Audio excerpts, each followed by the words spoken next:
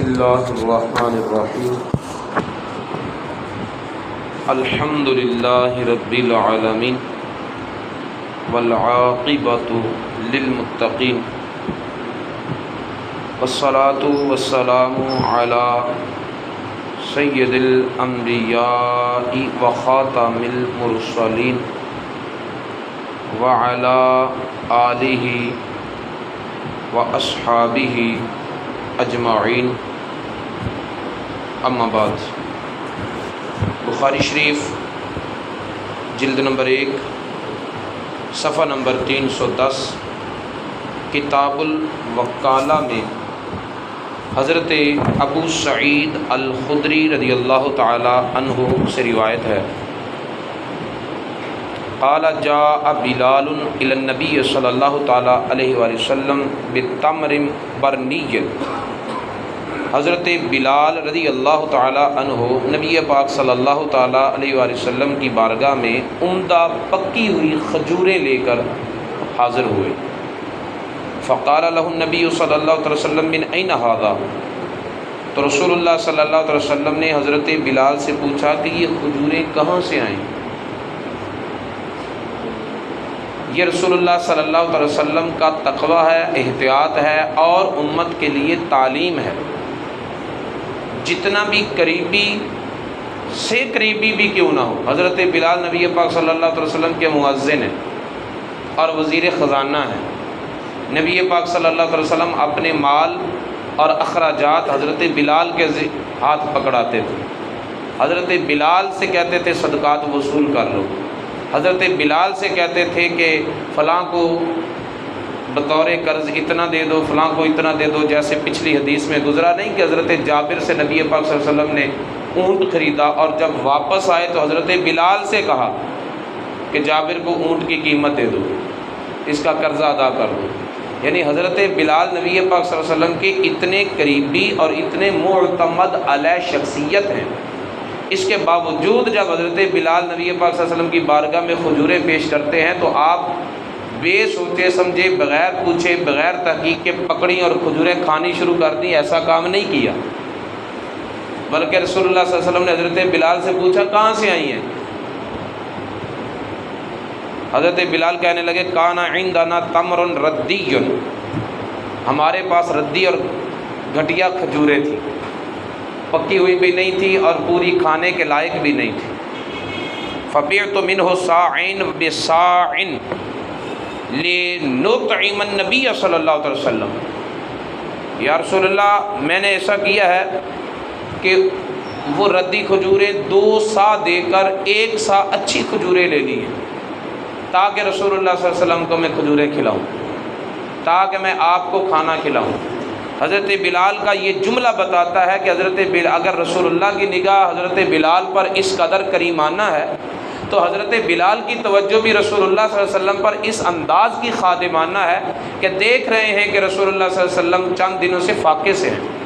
کھانا نہیں کھایا، اور حضرت بلال نے خود ایسا کیا کہ ردی کھجوریں بیچ کر اچھی کھجوریں خریدیں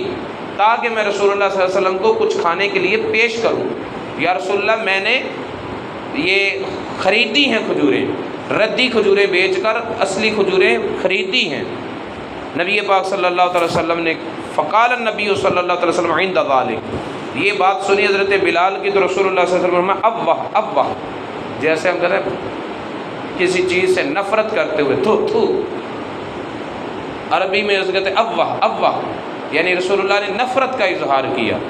فرمایا عین الربا، یہ تو بالکل سود ہے، یہ تو بالکل سود ہے کہ کھجوریں دے کر کھجوریں لی اور زیادہ دے کر تھوڑی لی، جب جنس ایک ہو تو کمی بیشی سود ہوتی ہے، یہ تو عین سود ہے۔ آپ نے وہ کھجوریں نہیں کھائیں، بھوک کے باوجود نہیں کھائیں، اور ساتھ یہ تعلیم بھی دی کہ اگر اپنے آپ کو حرام سے بچانا ہے تو جو کھانا سامنے آئے اس کی تحقیق کر لو، یہ تقویٰ ہے،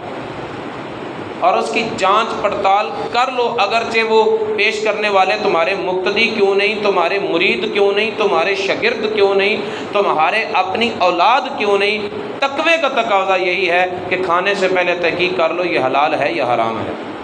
کہاں سے آیا ہے۔ یہ ہے رسول اللہ صلی اللہ علیہ وسلم کا عمل مبارک۔ لا تفعل ذلک، بلال ایسا کبھی نہیں کرنا۔ ولکن اذا اردت ان تشتری فبیع التمر ببیع آخر ثم اشتری بہ، جب تجھے اس طرح کچھ کھجوریں خریدنے کی ضرورت پیش آئے تو اپنی کھجوریں کسی اور چیز کے بدلے بیچ دے، کھجوریں گندم کے بدلے بیچ دے، گیہوں کے بدلے بیچ دے، یا چاولوں کے بدلے بیچ دے، یا کھجوریں درم و دینار کے بدلے بیچ دے، اور پھر اس جنس سے اچھی کھجوریں خرید لے۔ ایک جنس رکھ کر لین دین کرنا اور اس میں کمی بیشی کرنا، اگرچہ قسموں کا فرق ہو، نوعیت کا فرق ہو، ایک عمدہ ہے ایک ردی ہے، لیکن جنس تو ایک ہے، اس لیے ایک جنس ہو تو لین دین کرتے ہوئے کمی بیشی کرنا سود بنتا ہے، ایسا نہیں کرنا۔ حضرت امام بخاری علیہ رحمہ نے اس حدیث سے مسئلہ یہ ثابت کیا ہے کہ اذا باع الوکیل شیئا فاسدا فبیعہ مردود، اگر کوئی بندہ کسی کو اپنا وکیل بنائے اور وہ وکیل چیز جو ہے وہ بیچے، لیکن خرید و فروخت کرتے ہوئے بیع کسی ایسی شرط، بیع میں کوئی ایسی شرط آ جائے کہ وہ بیع فاسد ہو جائے تو وہ بیع مردود ہوگی۔ اگر وکیل کے بغیر بندہ خود بھی لین دین کرے، بیع فاسد ہو تو وہ بیع مردود ہے، اور اگر اسی طرح وکالت کرتے ہوئے کوئی بندہ لین دین کرتے ہوئے کوئی فاسد شرط لگا لے تو اس سے بھی بیع مردود ہو جاتی ہے۔ اس سے آگے امام بخاری نے باب باندھا ہے کہ باب الوکالت فی الوقف و نفقتہ و ان یطعم صدیقا لہ و یأکل بالمعروف۔ اگر کوئی بندہ وقف کی کسی چیز میں وکیل بنائے، مثال کے طور پر وہ 2000 روپیہ دیتا ہے اور کہتا ہے کہ یہ غرباء مساکین کے لیے ہے، یا یہ عام ہے لوگوں کے، جو بھی اس سے فائدہ حاصل کرنا چاہے جو بھی تیرے سامنے آئے اسے دے دے، تقسیم کر اور امیر فقیر کا لحاظ کیے بغیر ہر ایک کو 10-10 روپے یا 20-20 روپے دیتا جا، یا اس کی کوئی کھانے والی چیز لے اور لوگوں کو کھلا دے۔ اس طرح وکیل بناتا ہے صدقہ میں، وقف کی چیز میں جس کا کوئی خاص مالک نہیں ہوتا، اور جس کو وکیل بنایا جاتا ہے وہ لوگوں کو کھلاتا ہے اور ساتھ خود بھی کھا لیتا ہے تو اس کا کھانا جائز ہے۔ اسی طرح وہ عام لوگوں کو کھلاتا ہے اور اپنے دوستوں کو بھی کھلاتا ہے تو دوستوں کو کھلانا بھی جائز ہے، لیکن کھانا جائز ہے، بچا کے رکھنا جائز نہیں ہے۔ ضرورت کے وقت جتنا وہ کھا سکتا ہے کھا لے، جتنا سب کو کھلا رہا ہے کھلا دے، جیسے ہر ایک کو کھلا رہا ہے اپنے دوستوں کو بھی کھلا دے، جائز ہے۔ لیکن اگر وہ بچا کے رکھے گا یا چھپا کے رکھے گا یا سائڈ پہ کچھ کرے گا تو یہ خیانت ہوگی، ایسا کرنا جائز نہیں ہے۔ حضرت عمر بن دینار رضی اللہ تعالیٰ عنہ فرماتے ہیں کہ حضرت عمر بن خطاب رضی اللہ تعالیٰ عنہ نے کچھ صدقہ بھیجا اور اس کے ساتھ کچھ خط بھی بھیجا، تو اس میں یہ لکھا تھا کہ لیس علی الولی جناح ان یأکل، جس کو اس صدقے کے مال کا متولی بنایا گیا اس کے لیے جائز ہے، کوئی گناہ نہیں کہ وہ خود بھی کھائے، وَيُؤْكِلَ صِدِّيقًا لَهُ، اور اپنے دوستوں کو بھی کھلائے، غیر متعثل مالا، لیکن اس سے بچا کے نہ رکھے، جمع نہ کرے، کھائے کھلائے، عام لوگوں کو کھلائے، اپنے دوستوں کو کھلائے، عزیزوں و رشتہ داروں کو کھلائے، خود کھائے، جائز ہے، لیکن بچا کر نہ رکھے، چھپا کر نہ رکھے کہ وہ جائز نہیں ہے۔ حضرت عبداللہ بن عمر رضی اللہ تعالیٰ عنہ حضرت عمر بن خطاب کے بیٹے ہیں، تو حضرت عمر رضی اللہ تعالیٰ نے اپنے بیٹے عبداللہ بن عمر کو اپنا مال صدقے کا دے کر بھیجا مکہ معظمہ میں کہ وہاں جا کر لوگوں میں تقسیم کرنا، لوگوں کو کھانا کھلانا۔ تو حضرت عبداللہ بن عمر اس مال سے یہدی للناس من اہل مکہ کانا ینزل علیہم، حضرت عمر بن خطاب کے بیٹے عبداللہ بن عمر اپنے باپ عمر کا مال صدقہ لے کر جب مکہ معظمہ میں آتے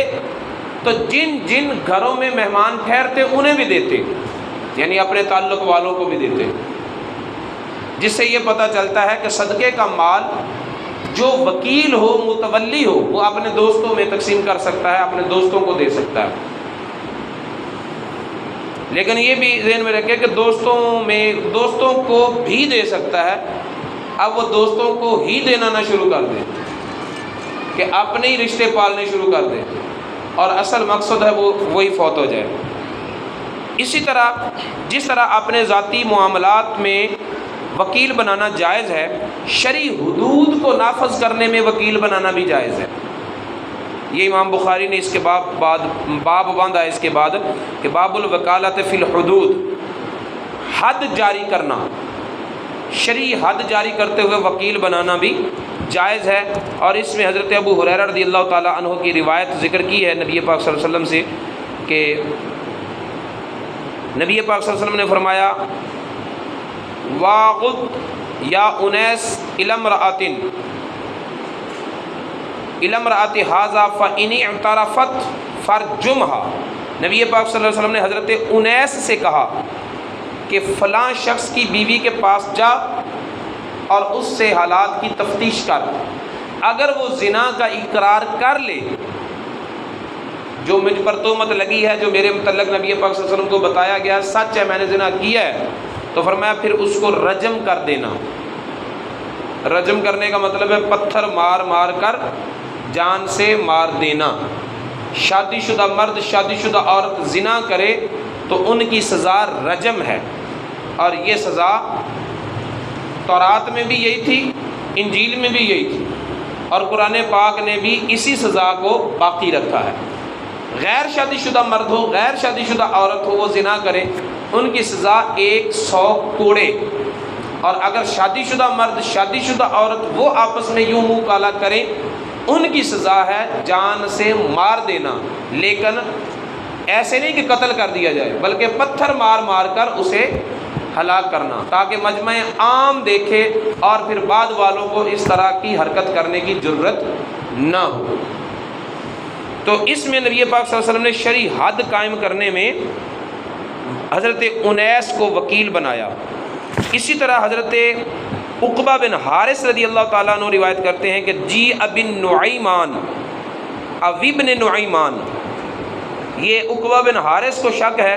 کہ نعیمان نامی ایک صحابی کو لایا گیا، یا نعیمان نامی صحابی کے بیٹے کو لایا گیا، شاربن فامر رسول اللہ صلی اللہ علیہ وسلم من کان فی البیت ان یضربوا، نعیمان یا اس کے بیٹے کو لایا گیا، یہ شک ہے راوی کو، لیکن اس حدیث کے شارحین نے اس بات کی وضاحت کی ہے کہ حضرت نعیمان رضی اللہ تعالیٰ عنہ جلیل القدر صحابی تھے،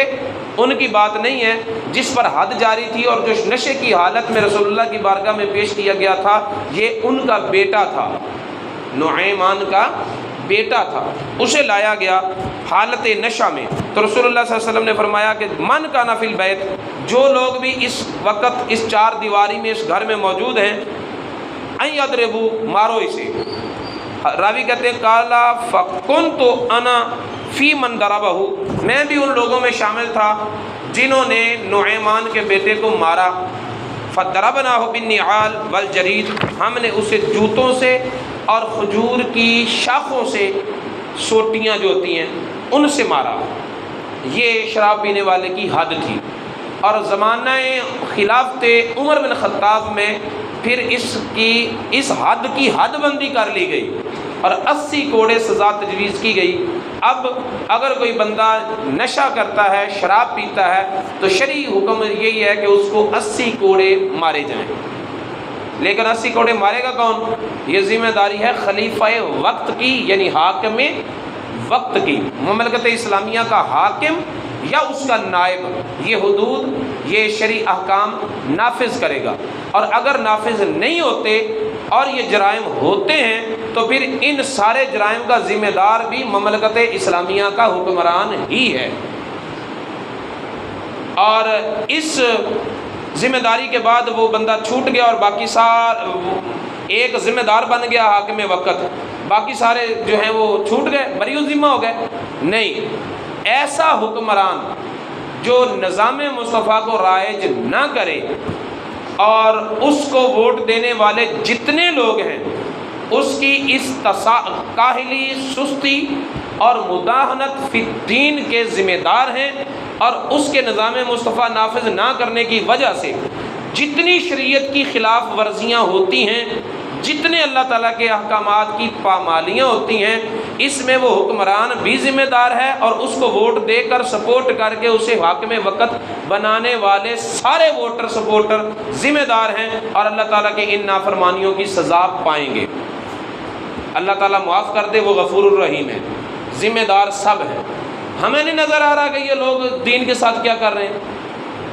ہمیں نہیں پتہ چل رہا کہ دین مصطفیٰ کے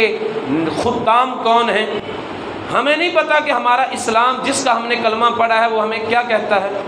جب جانتے بوجھتے ہوئے ہم اللہ اور اللہ کے رسول کو ماننے کے لیے تیار ہیں صرف مسجد کی چار دیواری میں، اللہ کا حکم بازار میں ہو ہمیں گوارا نہیں، اللہ کا حکم ہمارے گھر میں ہو ہمیں گوارا نہیں، اللہ کا حکم ہمارے کاروبار میں بھی مداخلت کرے ہمیں گوارا نہیں، تو ہم نے اللہ کو مانا کیا ہے؟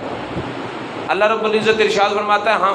هو الذی ارسل رسولہ بالہدی ودین الحق لیظہرہ علی الدین کلہ، ہم نے دین اسلام کو اس لیے نہیں بھیجا کہ تم چار دیواریوں میں اسے بند کر دو، ہم نے دین اسلام کو اس لیے نہیں بھیجا کہ وہ نماز، روزہ، حج، زکوٰۃ 5 چیزوں میں بند ہو کر رہ جائے، ہم نے دین اسلام کو اس لیے بھیجا تاکہ وہ پوری کائنات پر حکمرانی کرے، دین اسلام کو حکمران بنا کر بھیجا ہے۔ اب جو کوئی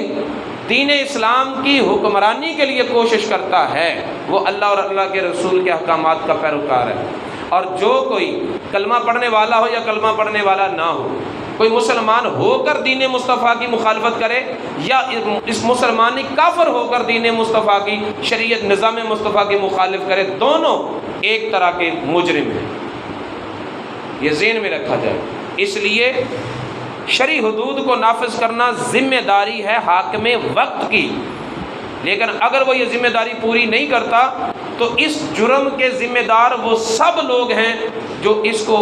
حکمران بنانے تک ووٹ کے ذریعے یا سپورٹ کے ذریعے شامل رہے یا شامل ہیں۔ لہٰذا یہ قطعی طور پر اپنے ذہن میں نہ رکھنا کہ ووٹ دیا ہماری ذمہ داری ختم ہو گئی، نہیں، جس کو تم نے ووٹ دیا ہے وہ جو کالے کرتوت کرے گا یا اچھے کام کرے گا تم ذمہ دار ہو، اس کے حصے دار ہو، اس کے جرموں کے، اس کی نیکیوں کے۔ اللہ رب العزت ہمیں سمجھنے کی اور سنبھلنے کی اور سدھرنے کی توفیق عطا فرمائے۔